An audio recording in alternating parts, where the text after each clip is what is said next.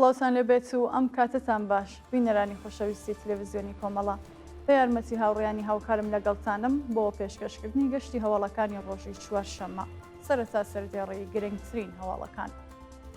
هێرشی هێزەکانی ڕژیم بۆ سەرکۆبوونەوەی کرێکەرانی شارەزاری لە تیکاب، دەست بە سەرکردنی سێ هاوڵاتی لە سنا، شنە و سەردەشت، بڵاوبوونەوەی نەخۆشی پێستی گاڵ لە زیندانی مەهاباد، ماڵاوایی لە ژیانی زیندانیەکی سیاسی و پێشمەرگەیەکی دێرینی کۆمەڵە لە مەریوان، هێرشی بەردەوامی تورکیا بۆ سەر ڕۆژاوە و باشووری کوردستان، نووسینی دروشم بە بۆنەی 8 مارس لە تاران و ئاکسیۆنی ناڕەزایەتی ئێرانیانی ئەڵمان دژ بە سزای عەدەم.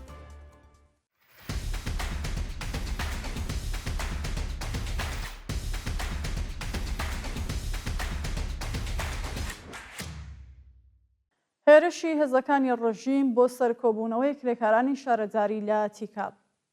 ڕۆژی دووشەممە سێنزەی ڕەشەمەی 1403 هێزە سەرکوتگەرەکانی کۆماری ئیسلامی هێرشیان کردە سەر کۆبوونەوەی کرێکارانی شارەزاری تیکاب و چەند کەسیان بریندار کرد. بە پێزانیاریەکان ڕۆژی دووشەممە کرێکارانی شارەزاری تیکاب لە ئازنەجانی چەند مانگ حەقدەست و سەنەوات ناڕزایەتیان دەربڕیوە، بەڵام هێزە ئینتیزامیەکان بە شێوەیەکی وەحشیانە هێرشیان کردووەتە سەر کرێکاران و چەند کەسیان بە فیشەکی ساچمەی و لێدان بریندار کردووە.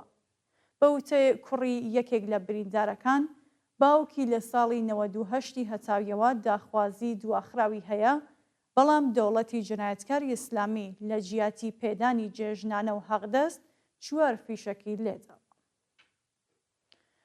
دەست بەسەرکردنی سێ هاوڵاتی لە سنا، شنە و سەردەشت.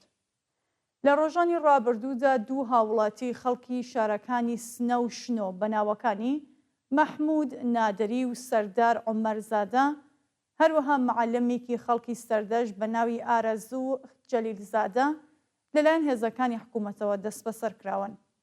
بەپێ راپۆرتەکان مەحموود نادری تەمەن 45 ساڵ خەڵکی گوندی دادانەی کەمانگەری سەر بە ناوچەی کەڵاتەرزانی سنەیە و ڕۆژی سێشەممە 14 ڕەشەمە پاش بانکران بۆ ئیدارەی سڵاتی ئەو شارە دەست بەسەر کراوە.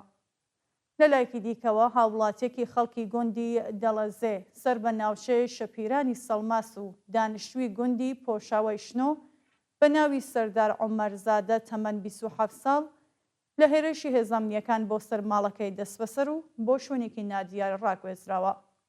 هەروەها لە شاری سەردەشتیش معەللەمێکی خەڵکی ئەو شارە بە ناوی ئارەزوو جەلیلزادە بە بێبەڵگەی قەزایی لەلایەن سڵاتی سوپای پاسدارانەوە دەست بەسەر و بۆ گرتوخانەیە سڵاتی ورمێ گوازراوەتەوە.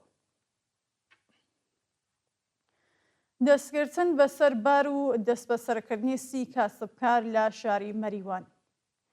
سەرۆکی دادگستری ئۆستانی کوردستان ڕۆژی سێشەممە 14 ڕەشەمە ڕایگەیاند بە فەرمانی دادستانی و هاوکاری شرکەتی نەوت هێزە ئینتیزامیەکانی مەریوان 35 ئۆتۆمۆبیلی هەڵگری سوتەمەنیان شناسایی و زەوت کردووە. بە وتەی دادستانی ئۆستانی کوردستان 30 کاسبکار لە سنووری باشماخی مەریوان دەست بەسەر کراون کە هەوڵی قاچاغکردنی 503,693 لیتر سوتەمەنیان داوە. وتەکانی بەرپرسانی قەزای ڕژیم لە حاڵێکدایە کە مەسعود پزیشکیان بە تازایی باسی لە قاچاقی دەیان ملیۆن لیتر گازۆئیل لەلایەن مافیەکانی سوپای پاسداران کردبوو کە لە سنوورە ئاوی و زەمینیەکانی ئێرانەوە هەناردەی وڵاتانی دراوسێ کراوە، بەڵام دەستگای قەزای ڕژیم توانایی بەرەنگاربوونەوە لەگەڵ ئەو ناوەندە نیزامیەی نییە و سوختبەرانی کورد و بەلوچ دەکاتە ئامانج. بڵاوبوونەوەی نەخۆشی پێستی گاڵ لە زیندانی مەهاباد. بەپێ راپۆرتی ڕێکخراوەکانی مافی مرۆڤ، نەخۆشی پێستی گاڵ لە نێو بەندکراوانی زیندانی مەهاباددا بڵاو بووتەوە و بەرپرسانی زیندان هیچ هەنگاوێکیان بۆ چارەسەرکردنی ئەو کێشەیە هەڵ نەگرتووە. بە وتەی چالەکانی مافی مرۆڤ، ماوەی زیاتر لە 1 مانگە بەهۆی نەبوونی ئیمکاناتی بێهداشتی نەخۆشی پێستی گاڵ لە نێو بەندکراوانی زیندانی مەهاباددا بڵاو بووتەوە، بەڵام بەرپرسانی زیندان لە جیاتی دابینکردنی ئیمکانات بەندکراوانیان لە دەستڕاگەیشتن بە دەرمان بێبەش کردووە. بە پێزانیاریەکان بەندکراوان 1 ملیۆن تمەن هەزینەی دەرمانی ئەو نەخۆشیان لە گیرفانی خۆیان پەرداخ دەکەن و بەشێک لە زیندانیان توانایی کڕینی دەرمانیان نییە. ماڵاوایی لە ژیانی زیندانیەکی سیاسی و پێشمەرگەیەکی دێرینی کۆمەڵا لە شاری مەریوان. بەپێ هەواڵی گەیشتوو ڕۆژی دووشەممە 13 ڕەشەمەی 1403 کاک سامان کەریمی زیندانی سیاسی پێشمەرگەی دێرین و لایەنگری کۆمەڵە و هونەرمەندی شانۆ لە شاری مەریوان بەهۆی نەخۆشیەوە لە تەمەنی 33 ساڵیدا ماڵاوایی لە ژیان کرد. سامان کەریمی ڕۆژی 19 ڕێبەندانی ساڵی 69 هەتاوی لە خێزانێکی زەحمەتکێش لە شاری سەقەز لەدایک بوو، ژیانی بە ڕەنجی باوکی و پاشان خۆی بەسەر برد. هەر لە سەرەتایی لاویەتەوە تێکەڵ بە ڕەنج و ئازار و چۆسانەوە بوو. بۆ بۆنەوە بۆ دنیای سیاست پەلکێش کرا و وەک لایەنگری کۆمەڵا دەستی بە چالاکی کرد. سامان تازە لاو بووکە بە ڕێزی پێشمەرگەی کۆمەڵە پەیوەست بوو، پاش زیاتر لە ساڵێک پێشمەرگایەتی بە مەبەستی هاوکاری و یارمەتیدانی بنەماڵەکەی گەڕایەوە نێوخۆی وڵات. بەڵام وەکو هەڵسوڕاوێکی سیاسی و کرێکاری و هۆنەرمەندێکی شانۆکار لە شاری مەریوان درێژێ بە خەباتدا و لە چەند شانۆی ڕەخنەگەرانە لە هەلومەرجی داسەپاوە بەسەر کۆمەڵگادا بەشداری کرد. هاوڕێ سامان چەندی جار لەلایەن سەرکوتگەرانی ڕژیمەوە دەست بەسەر و ئەشکەنجە کرا، بەڵام هەرگیز نهێنیەکانی نێوان خۆی و کۆمەڵەی بۆ جەلادان باس نەکرد و هەرگیز سەری بۆ ڕژیمی سەرکوتگەری کۆماری ئیسلامیدا نەنواند. لەم دوایەنەدا کاک سامان بە تۆمەتی هاوکاری لەگەڵ کۆمەڵا بە 7 ساڵ زیندانی تەعەلیقی مەحکوم کرا، بەڵام تا دووە هەناسە وەفادار بە ئارمانەکانی کۆمەڵە مایەوە. ڕۆژی دووشەممە 13 ڕەشەمەی 1403 هاوڕێ سامان کەریمی بەهۆی نەخۆشی لە نەخۆشخانەی تەوحیدی شاری سنە ماڵاوایی لە ژیان کرد و مەراسمی ناشنی تەرمەکەی هەمان ڕۆژ و بە بەشداری هەزاران کەس لە گۆڕستانی بەهەشت محەممەدی بەڕێوەچوو. لەلایەن کۆمەڵە و حەزبی کۆمۆنیستی ئێرانەوە سەرخۆشی خۆمان ئاراستەی بنەماڵە و دۆستانی دەکەین و خۆمان بە شەریکی خەمیان دەزانین. هێرشی بەردەوامی تورکیا بۆ سەر ڕۆژاوە و باشووری کوردستان. شەوی سێشەممە 14 ڕەشەمەی 1403 فڕۆکەکانی ئەرتەشی تورکیا ناوچەکانی زاب لە باشووری کوردستان و بەنداوی تشرینیان لە ڕۆژاوی کوردستان بە چڕی بردومان کرد. وێڕای ڕاگەیاندنی ئاگربەستی یەکلایەنە لەلایەن پەکەکە ئەرتەشی تورکیا درێژە بە هێرشەکانی بۆ سەر ناوچە شاخەویەکانی باشووری کوردستان ئەدات. لە ئەنجامی هێرشەکانی شەوی ڕابردوودا زیانی مادی بە گورنشینان گەیشتووە و زیانی گیانی بەدواوە نەبووە. لەلایەکی دیکەوە دەوڵەتی داگیرکەری تورکیا لە ڕێگەی بردومانی گوندەکانی دەوروبەری بەنداوی تشرین هەوڵی تۆڵەکردنەوەی شکستەکانی داوە، بەڵام بە ئامانجەکانی نەگەیشتووە و خۆ بە ڕێبەرایەتی ڕۆژاوی کوردستان هێشتا لەسەر زیانەکانی ئەو هێرشانە لێدوانی بڵاو نەکردوێتەوە. نووسینی دروشم بە بۆنەی 8 مارس لە تاران. ڕۆژی سێشەممە 14 ڕەشەمەی 1403 ژنان و پیاوانی ئازادیخواز و بەرابەری تەڵەبی تاران بە بۆنەی 8 مارس ڕۆژی جیهانی ژن چالاکیان ئەنجامدا و دیوارەکانی ئەو شارەیان بە دروشم نەخشاند. بە پێوە وێنە و ڤیدیۆیانە لە تۆڕە کۆمەڵایەتیەکان بڵاوکراوەتەوە، ژنان و پیاوانی ئازادیخوازی تاران بە بڵاوکردنی تراکت لە نێو شەقامەکانی شاردا 8 مارس ڕۆژی جیهانی ژنیان لە هەموو کچان و ژنانی ئێرانی پیرۆزبایی کردووە.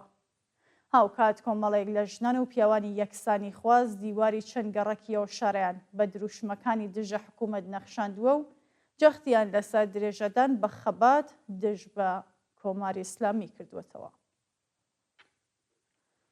درێژەی مانگرتنی کرێکاران لە ناوچەی ئەمەڵیاتی پارسیانی لامەرد.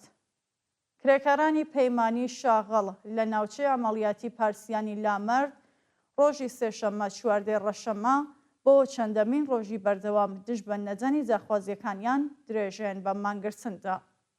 کرێکارانی پەیمانی بە بەدەستەوەگرتنی پلاکارد و وتنەوەی دروشم، خوازیاری پێجانی جاخوازیە دواخراوەکان، زیادکردنی هاغدەست، نوێکردنەوەی گرێبەست، گۆڕانی دۆخی پیشەیی، بەکردەوە دەرهاتنی گەڵاڵەی ڕیزبەندی پیشەکان، دابینکردنی بیمەی دەرمانی و ئیمکاناتی ڕەفاهی بوون.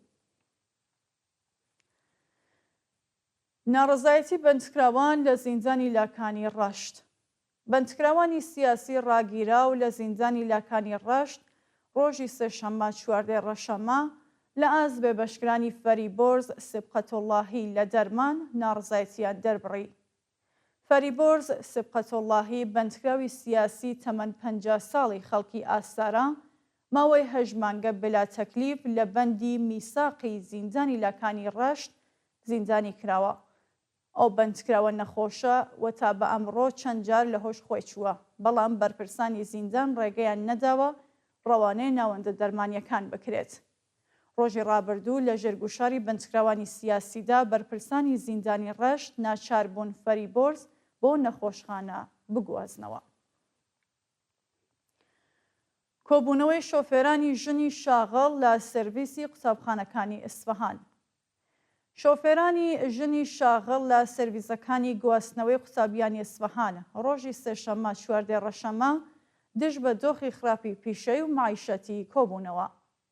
ژنانی ناڕازی بە کۆبوونەوە لە بەردەم ئۆستانداری ئیسفەهاندا خوازیاری زیادکردنی حەقدەست و پێدانی بیمەی دەرمانی بوون. زۆربەی شۆفێرانی ژن ناناوەری بنەماڵەکانیان و دەڵێن 4 مانگی ساڵ بێکارن و بۆ دابینکردنی بژێوی ژیان پێویستیان بە مەزایای زۆرتر و ئەمنیەتی پیشەی هەیە. ناڕەزایەتی کرێکارانی شرکەتی جەهان پارس لە ڕەفسەنجان. کرێکارانی شرکەتی جەهان پارس لە معدەنی مسی سەرچشمەی ڕەفسەنجان ڕۆژی سێشەممە 14 ڕەشەمەی 1403 دژ بە نەدانی داخوازیەکانیان لە بەردەم دەفتەری کاروباری ئینسانی کۆبوونەوە. کرێکارانی ناڕازی لە کۆبوونەوەکەیاندا خوازیاری زیادکردنی حەقدەست، کەمکردنەوەی سەعاتی کاری، پێدانی سەختی وێزافەکاری، تەزمینی ئەمنیەتی پیشەیی، دابینکردنی بیمەی دەرمانی کارامە و پەرداختی جێژنانە و پاداشتی کۆتایی ساڵ بوون. دەست بەسەرکردنی 3 چالاکی مەدەنی لە تەورێز، ئەردەبیل و مەسجد سولەیمان. ڕۆژی سێشەممە 14 ڕەشەمەی 1403 3 چالاکی مەدەنی بەناوەکانی ئەمین تەقیزادە، سامان بیدار و ئیمان خدری لە شارەکانی تەورێز، ئەردەبیل و مەسجد سولەیمان لەلایەن هێزەکانی حکوومەت دەست بەسەرکران. بەپێ راپۆرتی کانونی مافی مرۆڤی ئێران، ئەمین تەقیزادە چالاکی مەدەنی خەڵکی تەورێز پاش بانکران بۆ دادسەرای گشتی و انقلابیە شارە بە توندوتیژیەوە دەست بەسەر کراوە. لە شاری ئەردەبیل هێزەکانی ئیسڵاتی سوپای پاسداران هێرشیان کردووەتە سەر ماڵی سامان بیدار و ناوبراویان بەبێ بەڵگەی قەزای و بە توندوتیژیەوە بۆ شوێنێکی نادویار گواستووەتەوە. لەلایەکی دیکەوە چالاکێکی مەدەنی خەڵکی مەسجد سولەیمان بە ناوی ئیمان خدری لەلایەن ئیسڵاتی ئەو شارە ڕفێنراوە و هیچ زانیاریەک لەسەر چارەنووسی لەبەردەستان نیە. ئاکسیۆنی ناڕەزایەتی ئێرانیانی ئەڵمان دژ بە سزای عەدام. ڕۆژی سێشەممە 14 ڕەشەمە ئێرانیانی ئازادیخواز لە شارەکانی فرانکفۆرت و هامبۆرگی ئەڵمان دژ بە ئیعدامی بەندکراوان لەلایەن کۆماری ئیسلامی خۆپێشاندانیان کرد. بەشداربوونی ئەو دوو ئاکسیۆنە هاوکات لەگەڵ مانگرتنی بەندکراوان لە کارزاری سێشەمانەی نابۆ ئیعدام لە بەردەم نوێنەرەتیەکانی کۆماری ئیسلامی لە فرانکفۆرت و هامبۆرگ کۆبوونەتەوە و بە وتنەوەی دروشم خوازیاری هەڵوەشانەوەی سزای سێدارە و ئازادی هەموو بەندکراوانی سیاسی بوون. دووە هەواڵ مانگرتن و کۆبوونەوەی کرێکارانی نەوت لە عێراق. کرێکارانی شاغڵ لە بەشی حەفاری نەوتی عێراق ڕۆژی سێشەممە 14 ڕەشەمە دژ بە کەمی حەقدەست دەستیان لە کارکێشایەوە و ناڕەزایەتیان دەربڕی. بەپێ راپۆرتەکان کرێکارانی ناڕازی لە سایتی دۆزینەوە و وەبەرهێنانی نەوتی بەسرە خوازیاری هاوسانسازی حەقدەستەکانیان لەگەڵ کرێکارانی ڕەسمی، تەزمینی ئەمنیەتی پیشەیی، پێدانی مەزایای پیشەیی هاوشێوەی کرێکارانی بیانی بوون. کرێکاران دەڵێن حکوومەت بە بیانووی بچووکردنەوەی قەوارەی دەوڵەت بودجێ کرێکارانی IDC لە وەزارەتخانەی نەوت وەلانەوە و ئەو بابەتە ناڕزایەتی بەرینی کرێکارانی بە دوای خۆیدا هێناوە. بینەرانی خۆشەویست، هەواڵەکانتان پێشکەشکە هەر شاد وەسفە.